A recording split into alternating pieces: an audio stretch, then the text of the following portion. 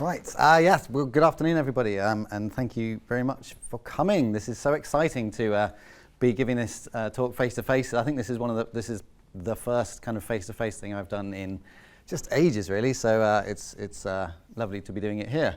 And thank you for that lovely introduction there from Kate, which has just rendered my first slide completely, irrelevant now.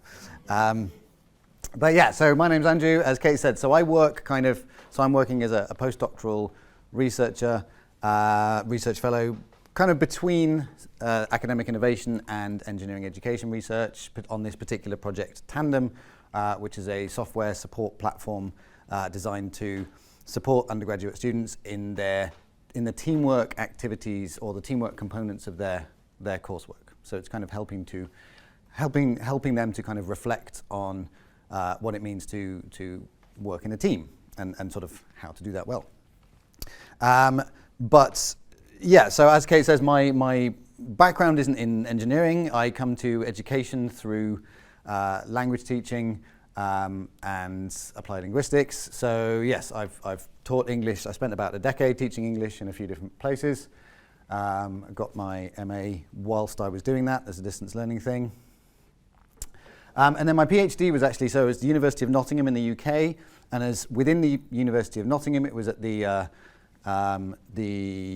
Horizon Digital Economy Centre for Doctoral Training, which was a doctoral training program with a specific mandate to train a sort of generation of researchers looking at things within the digital economy conceived very broadly. So my research has always had a kind of digital slant to it, largely because of that. So I want to talk today about informal language learning. And really what I want to do today is to, as Kate mentioned, to talk about the parts of my previous research and really the connections that are there and the areas where on the work I'm doing now on teamwork and on Tandem, the kind of bells they're ringing of things that I've done in the past. And in particular, a research project I did, which is actually documented in a forthcoming book, which I will be shamelessly plugging throughout this talk. Maybe there can be a kind of sweepstake on the number of times I can mention the book. But yeah, so where I want to begin is with this notion of informal language learning. And essentially, this is a field of interest that's come out of this idea of a growing sensitivity to complexity in language learning that has kind of emerged over the last sort of 20 or 30 years. A kind of a recognition, as it says there, that language learning is a very complicated and a very messy thing, and that it's to make meaningful statements about success in language learning or otherwise, it's really necessary to consider a very broad picture of the language learner and to consider the language learner within the social and cultural context in which they find themselves. And that really it's, you can get very meaningful insights about things like cognitive processes and about things like psychological traits by doing research confined in that area, but that is always part of a bigger picture. And it's a kind of big picture approach to things that this informal language learning is sort of trying to address and which underlies it. And yes, it's a recognition that language learner trajectories are not, they're sort of far from the kind of really neat, simple linear progressions that to be honest, I think that there is a very large and dynamic English language teaching industry, right? Lots of kind of teaching-related industries, publishing, and everybody in that would really like this to be the case, would really prefer it if you can confidently say to a language learner, okay, you're here, now do this textbook, and then you'll be here. And everybody would like that to be the case. But in fact, learner trajectories are much more like non-linear kind of topographic landscapes. So this figure here is taken from a recent book by Denise Toffoli, in which she uses the sort of theoretical framework of complex dynamic systems theory to analyze language learning as a very complex sort of interaction between lots of different components. And so language learner trajectories seem more like kind of meandering routes through the landscape here, sometimes veering into the direction of informal learning, sometimes coming back to the formal side of things, and using various different resources and acronyms here, which need not concern us right now. But the point is, it's a much more kind of three-dimensional space than it is this very linear, you are beginner, then you are intermediate, and then you are expert. And so research within this space assumes this kind of to be the case and is interested in sort of looking at the various different elements of it. And as you can see in here, within that sort of big picture ecology, it's sometimes referred to as an ecology of language learning, informal learning is a part that kind of features quite prominently because it's a recognition that for anybody learning a language, their learning doesn't stop when they leave the classroom. So how do their activities outside the classroom interact with their formal learning and contribute to their development within that language? So within this field, there is currently a growing community, and I had a real excellent moment when I was doing my PhD looking at this and realized there were kind of other people kind of working towards the same goals, and it kind of grew up into this sort of community here, the Informal Second Language Learning Network. And and they held a first conference in 2018 at the University of Oxford, and we then put on a symposium at the 2021 International Association of Applied Linguistics World Congress, which of course was done fully remotely in the end. Unfortunately, it was in Groningen in the Netherlands, and I was very excited to go. Yeah, so this community has grown up here, and as you can kind of see here, informal and informal learning. And I've started off talking about informal learning, and I've done that because informal is the kind of term that a lot of this research has sort of coalesced around the term informal learning. But the first thing we're going to do is to look at that in a bit more detail and understand the kind of variants that there are within that. And this is what I've kind of characterized as flavors of informal learning in my kind of whimsical British way. And you can see there are there is a distinction, and it's really important, and parts of the literature kind of acknowledge this and kind of state which side they're on, and parts of it don't so much, and I think it's an important thing to bear in mind. So in the first instance, we have what we might call informal flavor 1, and this is so a good example of this. So what I'm going to do is sort of exemplify these and talk about why these are good examples. So there's a particular subsection of research that's cropped up around this term that was coined by Jusong Lee called the Informal Digital Learning of English, or IDLE. There's lots of fun acronyms in this field. And so this is defined by its originators as self-directed informal English learning using a range of different digital devices, or self-directed informal digital English learning independent of formal contexts. I probably ought to backpedal slightly here and point out that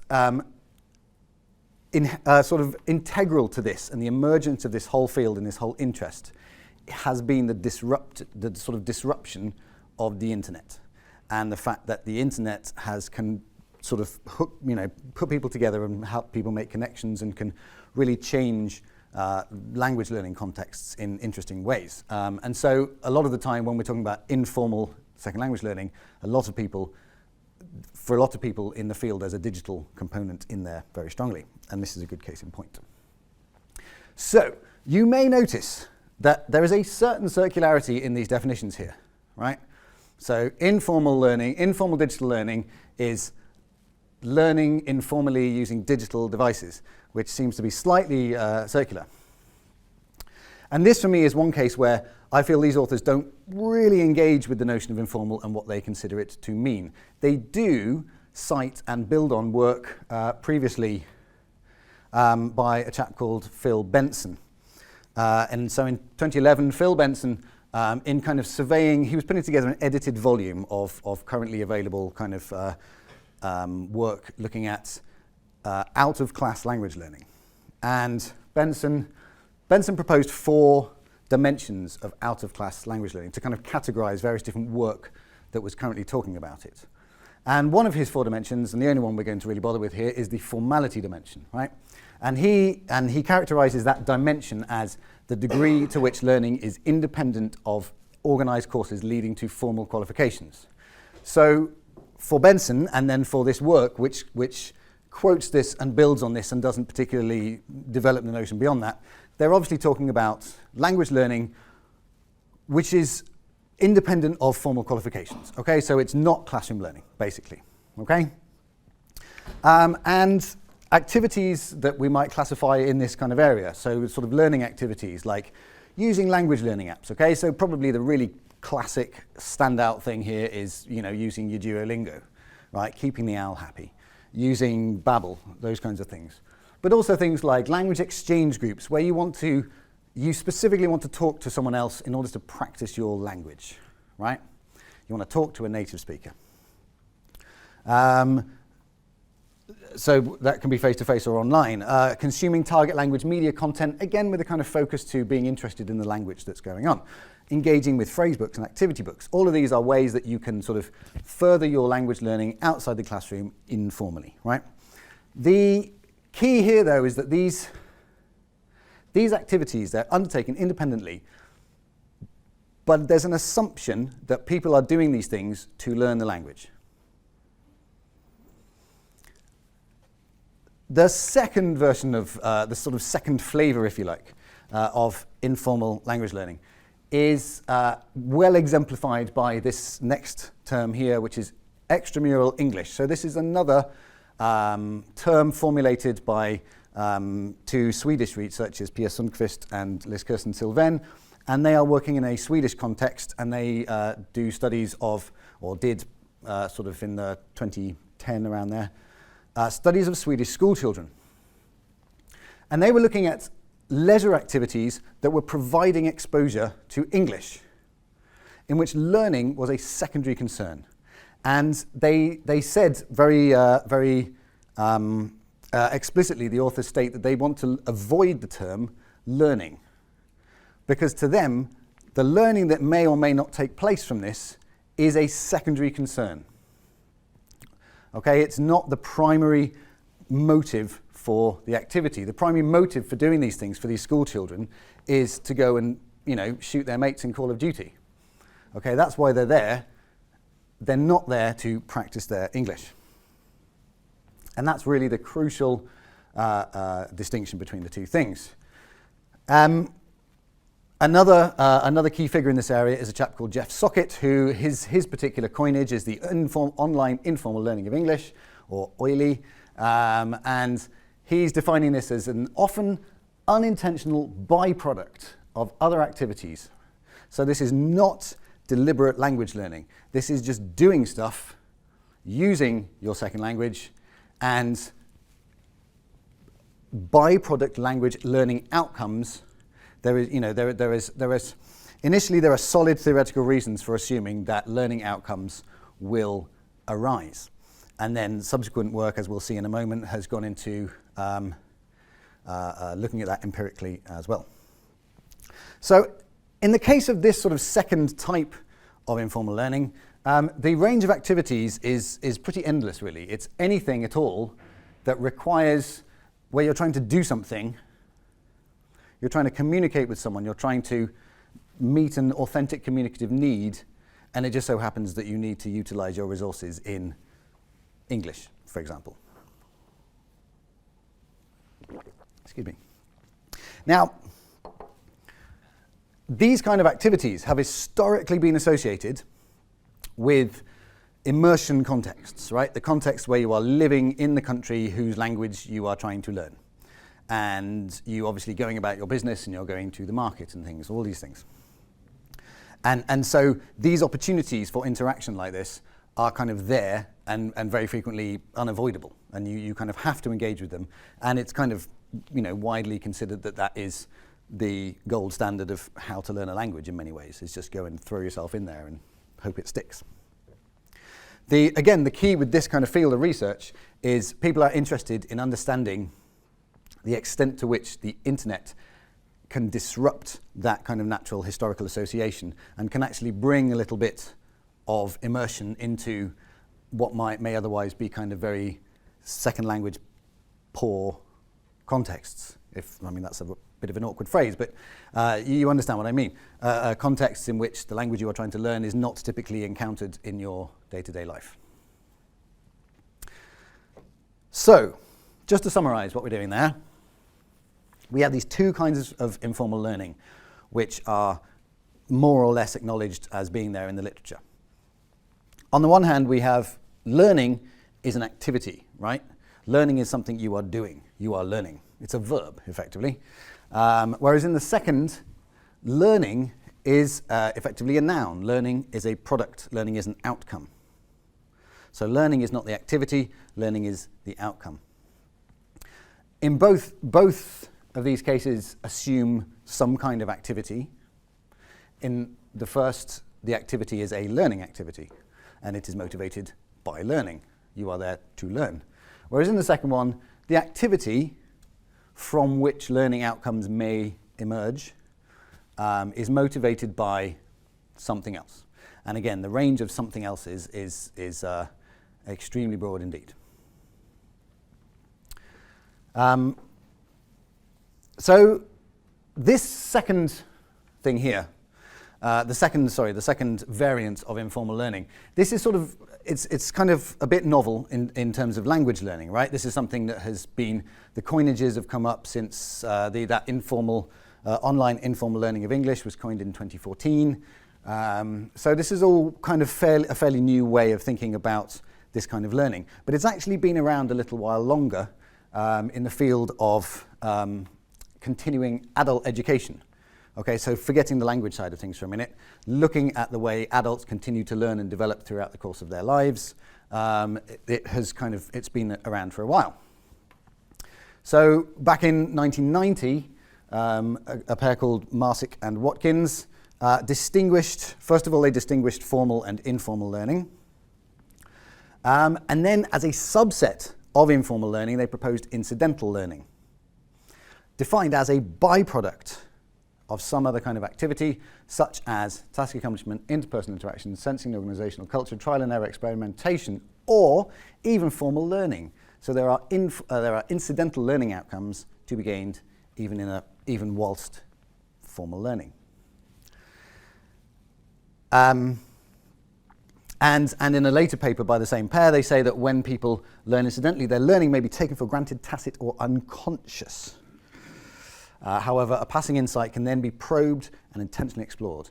And these are things we're going to look at a bit more in a moment. Okay, these notions of consciousness and this notion of a passing insight that is probed and intentionally explored. So we've got intention, consciousness. So yes, so the notion of consciousness, of course, can mean a few things. And so learning involves coming into contact with something new. So there is consciousness of the new thing versus consciousness that the learning of the thing is taking place. But we'll come back to that more in a moment because I rather butchered my delivery of that there. So a lot of early work in this field has basically concentrated on kind of gathering ground truth data to say people are doing this. This is kind of one of the first things because we can intuitively say, and we can, everybody has anecdotal evidence of people who've been, say, in immersion situations and who have, either learnt a language very well just from watching the local TV, or the other way around, people who have not been in an immersion situation but have learned a foreign language well through just kind of, engaging with the culture.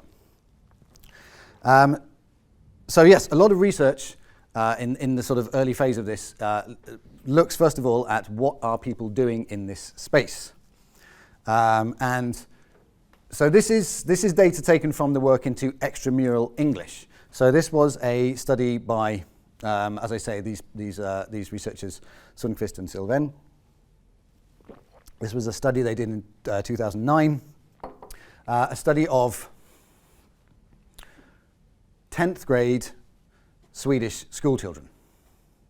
So these are 10th graders And it turns out 10th graders spend an awful lot of time listening to English music and watching English TV shows in Sweden, right? And this is the kind of distribution, so the number of students, and across here the hours per week of extramural English. So basically any kind of English language, anything that was kind of in their environment during that time. Again, they're not trying to learn, but just kind of exposure to English during that time. So the mean was 18.4 hours they found among 10th grade. They spent over 18 hours a week with English just kind of coming at them.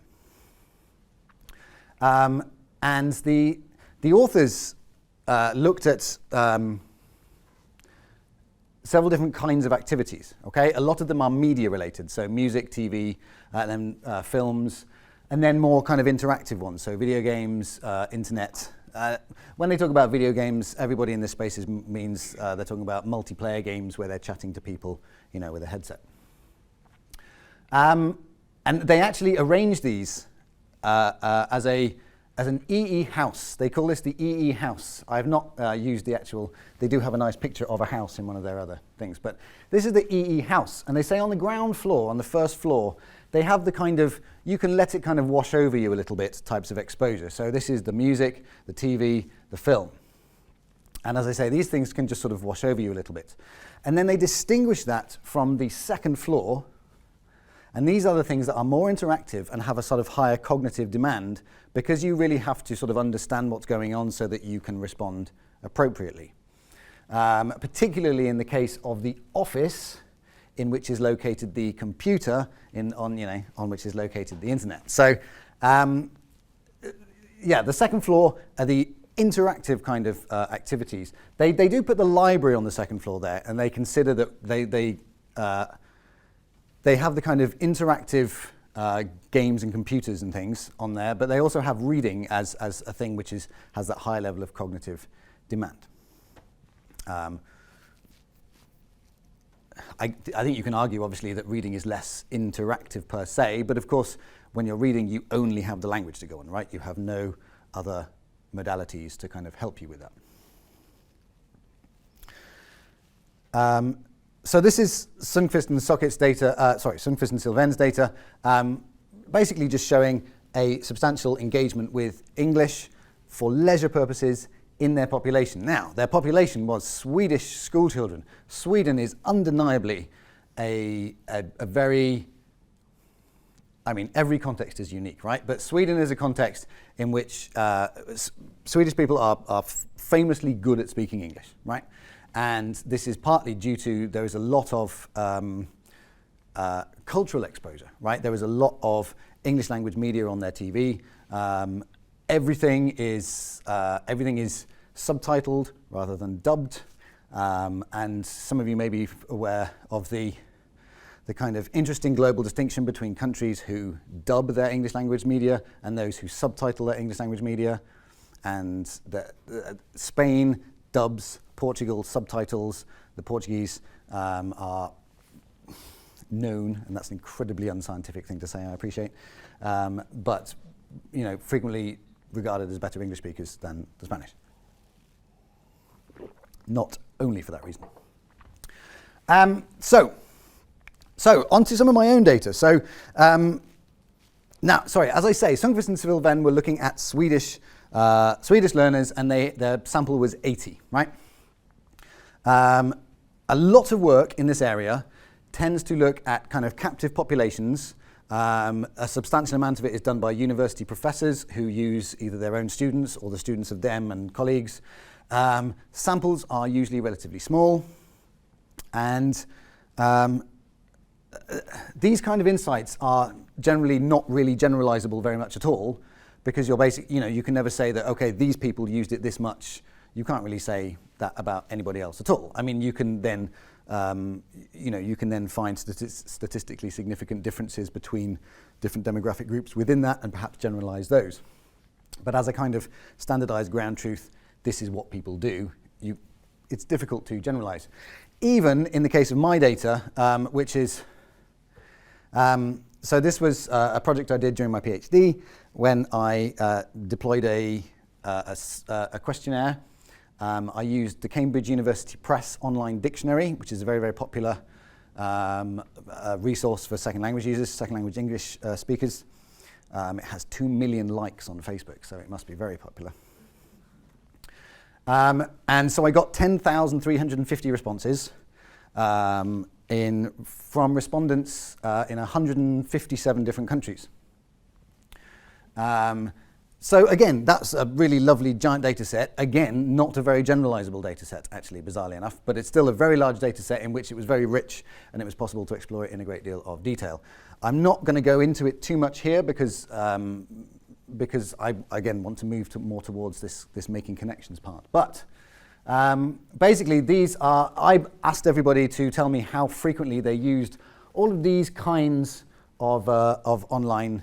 So I was more interested in the interactive components, right? In that second floor office, the interactive things. And particularly, I was interested in text-based interactive language activities online under the umbrella of computer-mediated communication, right? CMC. So I asked people how often they used all of these. And yeah, I mean, you can see the distribution there. There are a very substantial number of these that people use very frequently. And you know, the big picture of the results coming back is that there is a great deal of variation, and you know, at no point can you sort of go out and tell language teachers that, by the way, everybody in your class is doing this all the time. You can't possibly say that or know that. But the point is, it is a very prevalent phenomenon. It is very much out there.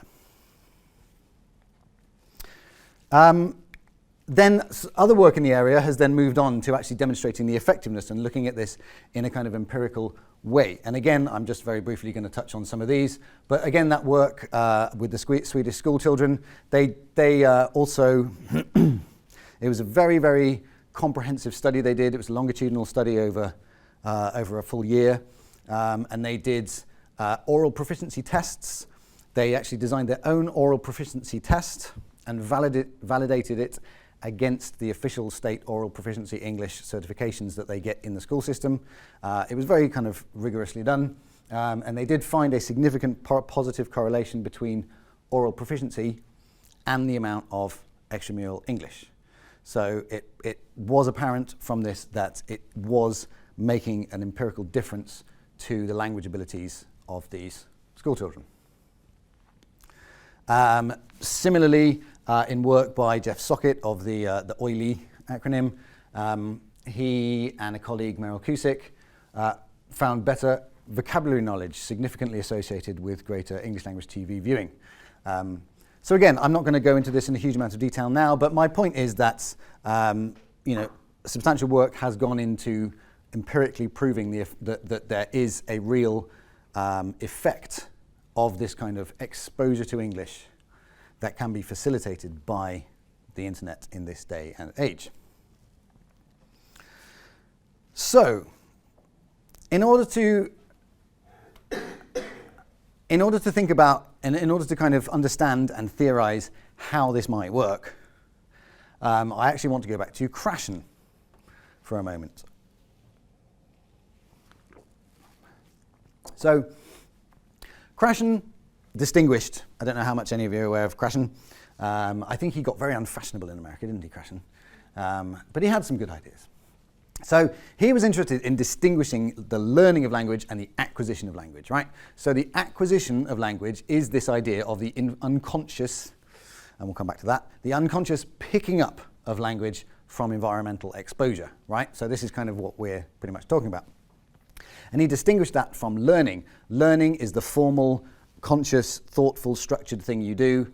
But interestingly, he argued that the acquisition is the superordinate concept, and that your ability to use a language is primarily founded upon the acquisition part of that. And that acquisition provides you with a great store of experienced language in use.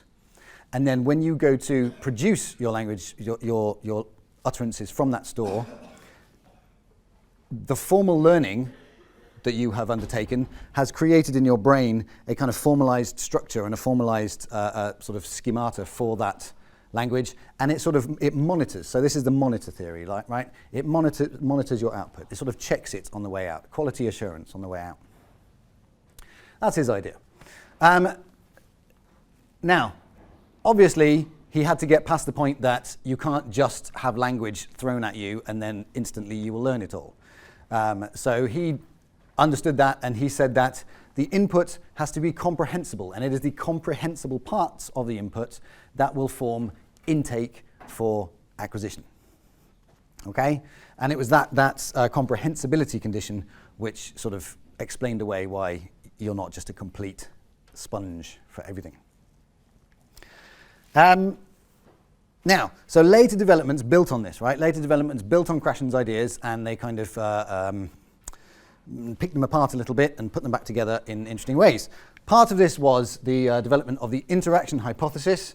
Now, the interaction hypothesis basically said input isn't enough. Input is necessary, but not sufficient. What's needed is for you to use that language in interaction for it to stick. And it's that interaction hypothesis, which so at this point we're sort of beyond Krashen a little bit. We're talking about Michael Long, Susan Gass. So it's this interaction hypothesis which says that actually, it draws attention to the fact that it's using the language really meaningfully that is going to make it stick. This is why, it's largely this theoretical foundation, which is why Sundqvist and Sylvain proposed that second floor of their EE house with the extra cognitive demand. And they argued that second floor, those second floor activities are more beneficial for learning precisely because of this. So another part of Krashen's thinking, which gets picked apart a little bit, is the notion of consciousness. And Richard Schmidt not took issue with this, but he looked into this and he argued that Krashen does not sufficiently define what he means by consciousness. And in fact, looking around in the literature of the second language acquisition literature, nobody really defined well enough what they meant by consciousness. And he found, just on a kind of meta-analysis basis, he found three conceptualizations of consciousness. The first one was intention, consciousness as intention, as meaning to. The second was awareness, consciousness as of knowing that it is there.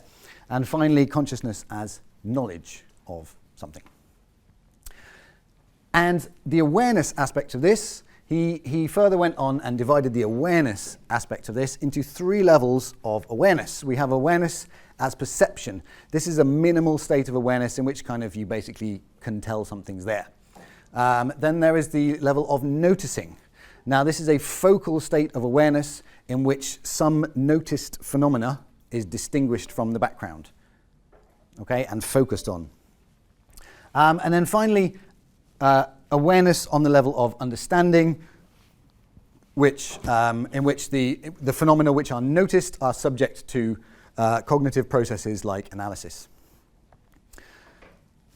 So this gives us so Schmidt goes on to say, therefore, the intake thing that Krashen was talking about, that he was a bit shady about how input becomes intake, Schmidt says, well, intake is the part of the input that the learner notices.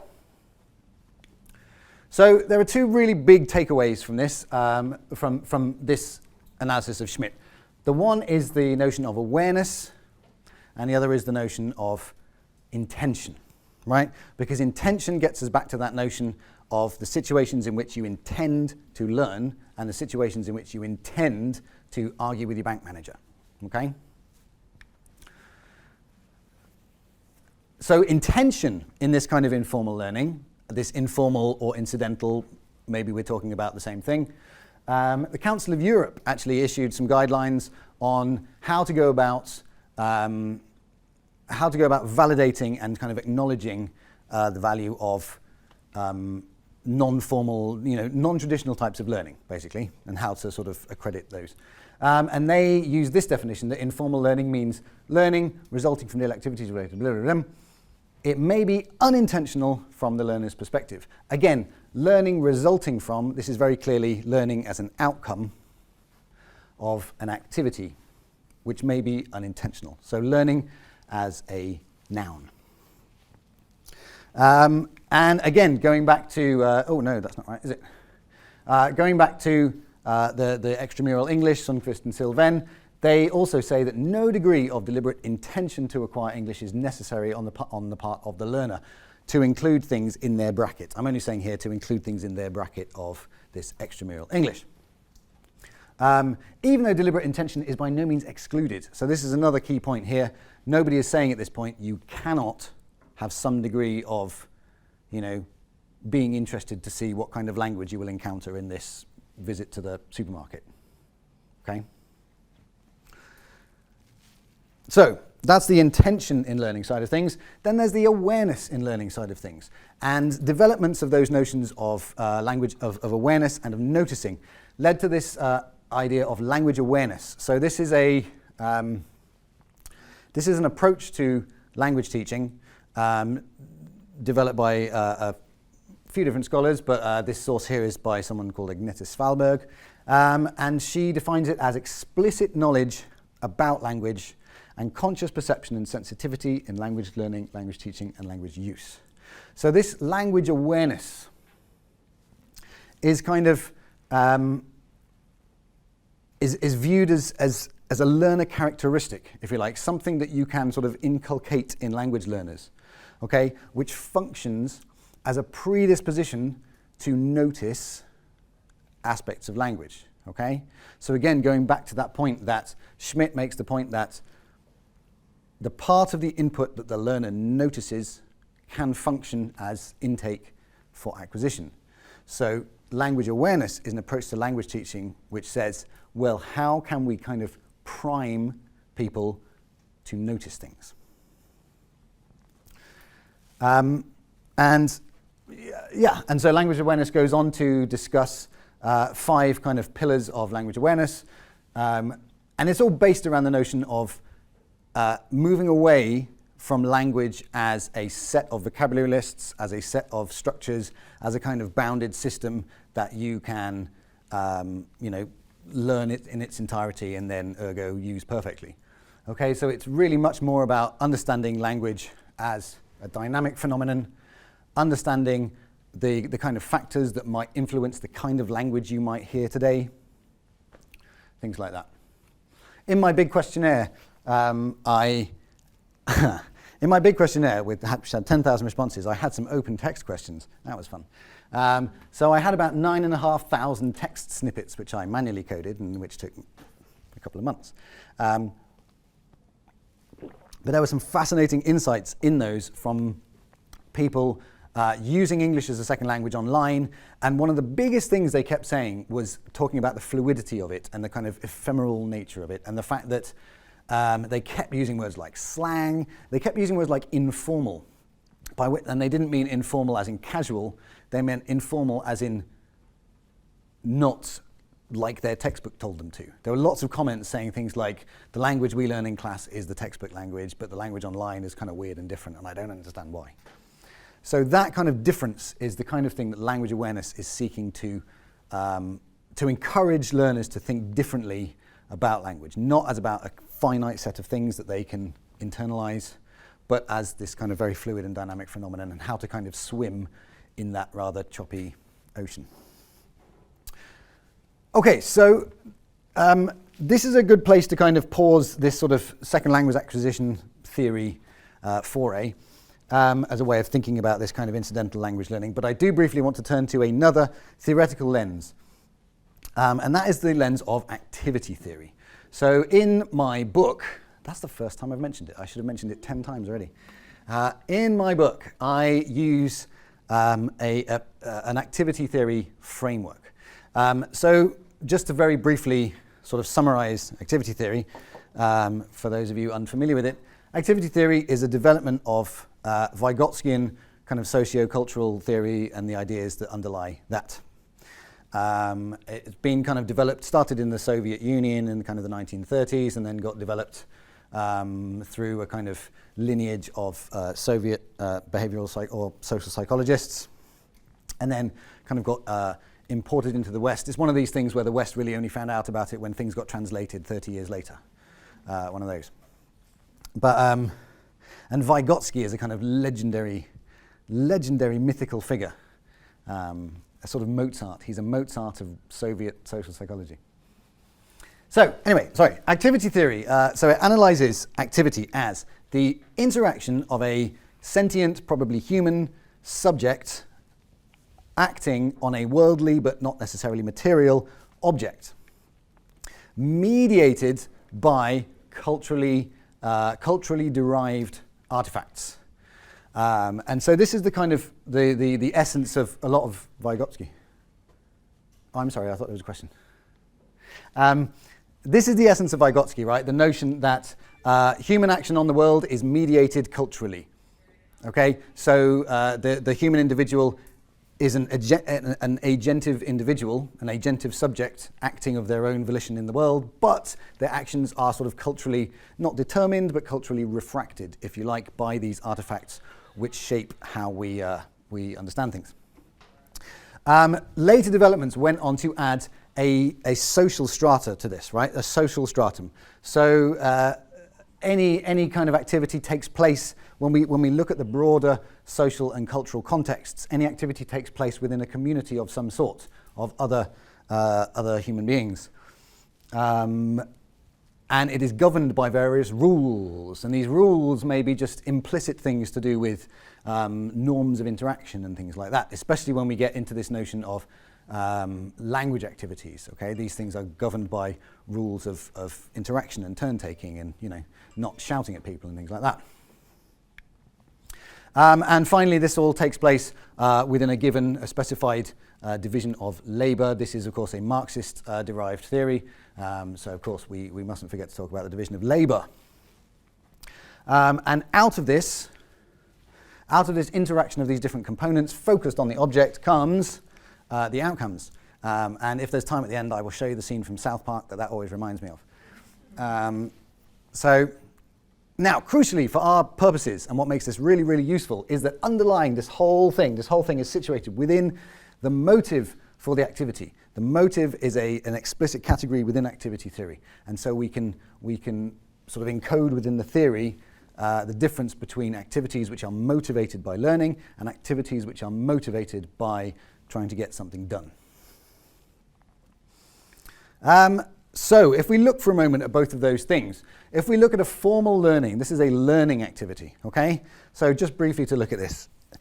The human subject is acting upon, let's say the object in this case is the language itself, right? That's what they're really sort of struggling with and dealing with. The cultural artifacts that are helping them, which are mediating their actions, are things like textbooks and dictionaries and online learning resources, and all of these ways that we have of thinking about language. Okay? All of these ways which we can equip learners to think about language in certain ways. And I mean, so with a textbook, you think about language as something that is kind of fairly linear and that can be accumulated page by page a little bit. Textbooks don't really mean to do that, especially these days, but something they need to work on.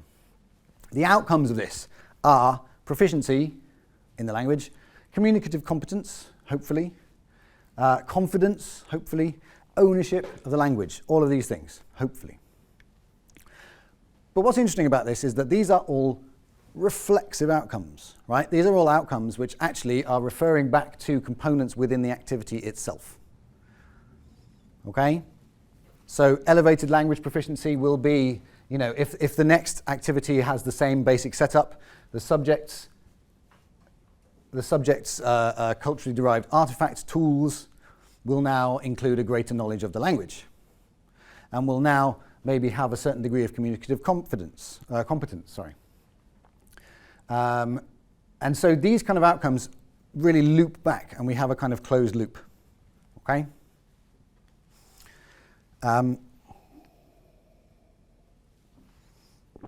Yeah. Oh, and of course, the motive is learning. I want to learn the language. Moving on to a situation in which... What happened there?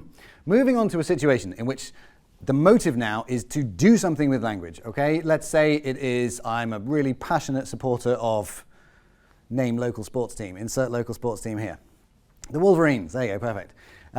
Passionate supporter of the Wolverines, and I really want to go on a college football forum and really argue with people about the superiority of the Wolverines. So that my motive there is to really defend the honour of Michigan. If I happen to learn choice insults from my fellow football fans, then great. But that's not why I am there. Okay, so here we have the subject interacting. Subject now acting upon some kind of meaning space, right? And this is now quite abstract. This object is now quite an abstract object, and it's a kind of, you could sort of say it is materially manifest maybe in terms of literally the text box that you type in, maybe, okay? But really what it is you're doing is it's a kind of abstract space where you are trying to create some kind of meaning with other people in the forum, okay? And you're using your language. Your language is your pretty much your primary tool for doing this, especially when, as I'm interested in these text-based situations. Your use of text is one of your primary ways of doing this. You have other semiotic resources at your disposal. Your social the rules of this, again, will be the sort of social norms. And of course, there's a lot of very interesting work done in the sort of discourse patterns of online discourse. Yeah, so the kind of, again, the interaction of all these leads to outcomes. And this time, our outcome, which is, you've successfully convinced everybody that Michigan is the best. That is the outcome that you want. That is an external outcome, right? Other people now think something. However, to the extent to which your tools also include this notion of language awareness, the extent to which you are aware going in of, I'm going to go in there and I'm going to look out for some interesting language and maybe try and process that as I am arguing. Then we're going to add something as well to the motive. The motive now also includes that you are going to notice stuff, okay? Not necessarily even that you're going to learn stuff, but you're going to notice some interesting things. And now the object also, we're going to add something to that. The object now includes the language, okay? So you're constructing meaning, but at the same time, if we're kind of layering these extra components, you are now interested in the language itself at this point, and perhaps you are now paying more attention to that language. And one of the things we find with text-based situations is that you can see the language, which you cannot see language if you are verbally communicating with someone, but you can see it if you are communicating in text. So at that point, now we have a secondary set of outcomes, which are these reflexive outcomes, okay? So again, we sort of create an extra loop in the activity with these reflexive outcomes that come back and develop the subject and the tools. Now, naturally I'm running out of time, obviously I am. So this is where we get to the connections part of things. So working on Tandem, I've been looking at kind of teams and teamwork and how that kind of works. And one of the things I've been really interested in is what is the motive of the teams in that situation? Bear in mind, this theory is ideal for teamwork because this theory is fundamentally collaborative in nature. It assumes that everything is, and with language learning, sometimes you have to be a bit, you have to push things a little bit to say, well, there's a community because there's classmates and there's teachers, and I mean, that's true. But with a team, you have a very, very clear community. So that got me thinking about what, in Engineering 100, for example, the class that the substantial amount of our data comes from at the moment. In an engineering team, what might this activity system look like? And I'm saying you have, again, you always have an individual as the subject. You are assuming a team and you are looking collectively, but you assume an individual within that. Working on, as with the other thing, we are working on some kind of meaning space. I want to say we're working on some kind of design space. Okay, so your object is, again, let's say a kind of invisible circle on the table where your remote operated vehicle will one day be, and you're kind of envisioning it there. You have concerns of task division, which is something in the team equity space that we're very interested in thinking about how teams go about distributing tasks among them, and this is very clearly a part of the division of labour. We have the rules of the task specifications and the class and the course norms and things like that. And of course, in these contexts, the direct outcome, the direct external facing outcome on which they are mainly assessed, I think I can fairly say, is the object that they are making, okay? I'm sorry, I'm using the term ROV here just because this is an example, this remote operated vehicle, right? This is a particular example of an engineering project. So the team is collaborating to build a thing, and if they do well, then they build a thing. Great. But then, you see, I'm interested. I'm wondering about if there's such a thing as language awareness, then what if there's also something called teamwork awareness? And this really, and again, this is the connections. This is something I realized that really Tandem is doing exactly what I do in my book. So at the end of my book, I propose an approach to classroom teaching, where I propose a set of activities designed to sort of foster an intention to notice, right? To foster this notion of language awareness. And that, to my mind, is what Tandem is doing. Tandem is fostering this kind of teamwork awareness, this awareness of positive team dynamics and my role in that as the subject, right? So if we have teamwork awareness as a new tool, a new sort of mental concept that is refracting our actions, the team practices themselves become part of the object of this now.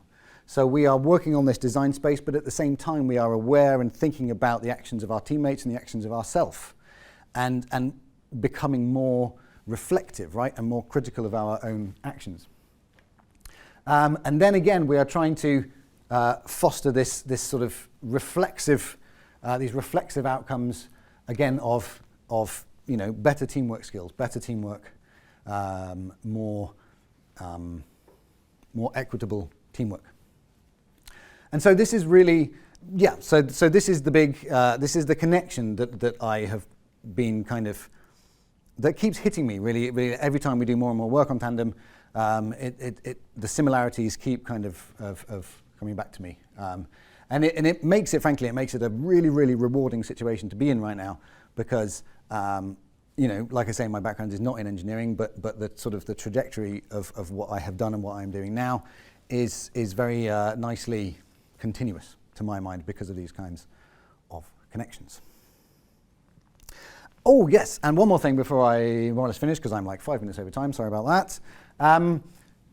So we have kind of evidence of this already. So later on this week, in a few days' time, Robin is going to be presenting at ASEE a paper in which Tandem is showing us that in so Tandem asks students who are working in teams to fill out team checks. And the team checks say, the team checks say, to what extent is everybody on your team contributing ideas equally to this project? Is everybody contributing equally, or is one person dominating everything? And is the whole thing one person's idea? And we're calling it this idea equity. And there is a lesson that they are given on talk in teams. And the lesson is supposed to raise awareness of the kind of potential for inequitable patterns of interaction and inequitable patterns of kind of team working. And what we find is that after that lesson, there is a statistically significant drop in the equity rating of students. So the teams, after that lesson, are actually, obviously we're trying to do these things in Tandem in order to improve everybody's experience, right? But there is a statistically significant drop in equity after this lesson. And now we really hope that it's not because we've made the situation work. Because if it is, then it's all gone wrong. But I think, based on what I'm talking about today, that there is very good grounds for assuming that what has happened is we have increased awareness on the part of the students, and they are seeing things in the patterns of interaction that they may not have been paying attention to before. Interestingly, our non-binary category here was the only category which showed an increase. We're kind of hypothesizing there that those are individuals who perhaps are already very aware of patterns of inequity. Perhaps they have particular awareness of that already, so the global pattern does not apply in those cases. Potentially. Anyway, I really ought to finish. Thank you very much for listening. I'd like to wrap up with a good old chestnut of why are we here? By which, of course, I mean what is the motive for this activity? Philosophers should ask it like that, I think. So the primary motive for an activity is an important determiner of its outcomes, but it is not the sole determiner of outcomes, because there can be these byproducts, right? And the extent to which secondary motives kind of creep in, and secondary motives can be encouraged and inculcated. Secondary outcomes can also be determined as well. And as part of this, it's helpful to differentiate from external-facing outcomes and reflexive outcomes. So again, with the teams, I'm interested in the fact that the product itself is this external-facing outcome, but these reflexive outcomes can hopefully develop the identities and skills of the team members themselves. And yes, so hopefully, finally, learning outcomes can be enhanced by fostering an intention to notice aspects of the activity. I go into all of that stuff except the tandem things. So there's nothing about teamwork in my book. It's all about the language learning side of things. It's being released in 9 days' time. Before it's released, there is a 75% discount. So if any of that has been interesting, do feel free to go and order that. Get the 75% discount. This is an academic, a short-run academic book, so 75% discount makes it just about affordable for a normal human being. So if you're interested at all, please do go ahead and make an order. The code is the fantastic SLOIFUL75. The book is called Second Language Use Online, and it's Integration in Formal Language Learning. Thank you very much indeed. That's me. Those are my references. There's quite a lot of them. I'm not going to leave them there, obviously, and have you read them all. But I think these slides are going to be made available, right? So if you're interested, you can find them when they are made available. Thank you very much indeed. Thank you for listening. Thank you.